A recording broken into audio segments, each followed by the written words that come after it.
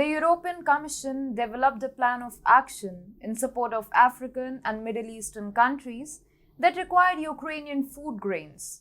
A Solidarity Lanes project was developed by the Commission to ensure that the grain stored in Ukrainian silos is prepared for exports.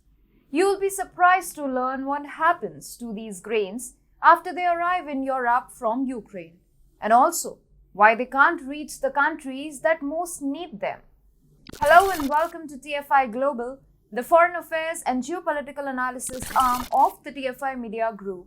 I'm your host Vedika, and if you haven't subscribed to the TFI Global channel yet, hit the subscribe button and press the bell icon to receive all the latest updates. In normal circumstances, around 10% of the world's food grain needs are being fulfilled by Ukrainian exports. Amongst this, 1/3 of the exports are destined for Europe, China, and Africa.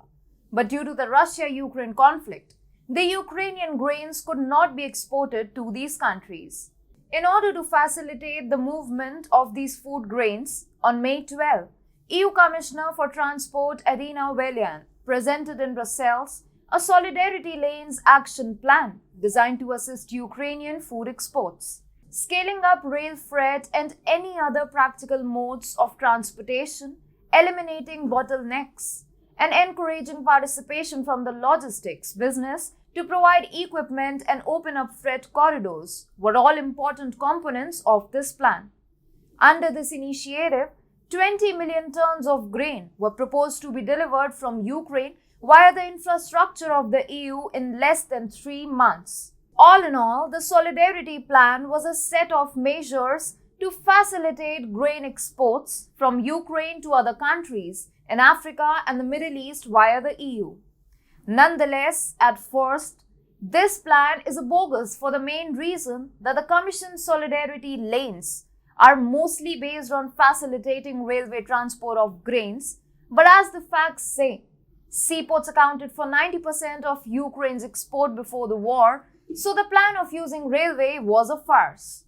The plan has itself been criticized by the Ukrainian lawmaker Larisa Belozer, saying that it would not help substantially in significantly increasing exports without deblocking southern Ukrainian ports or rerouting through Baltic ports. However, despite constructing these Solidarity Lanes, Ukrainian supplies reached Europe, but they could never make it to their final destinations.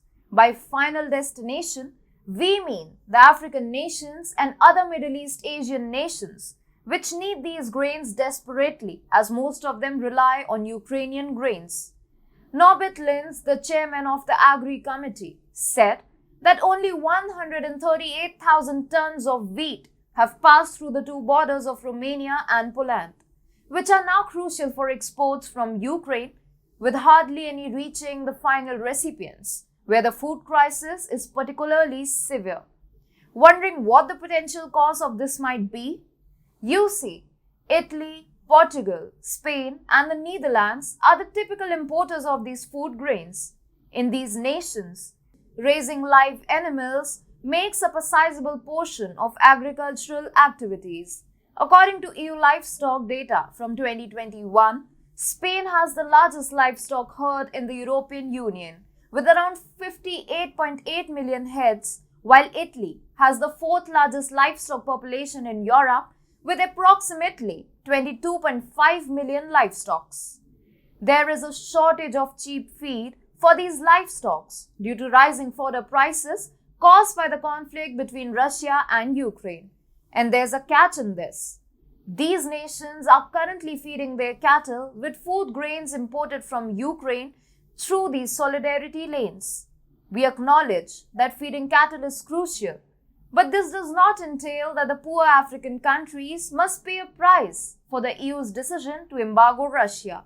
And now, as these 4 countries, Italy, Portugal, the Netherlands, and Spain, take control of Ukrainian food supply, it demonstrates how self-centered these EU countries are.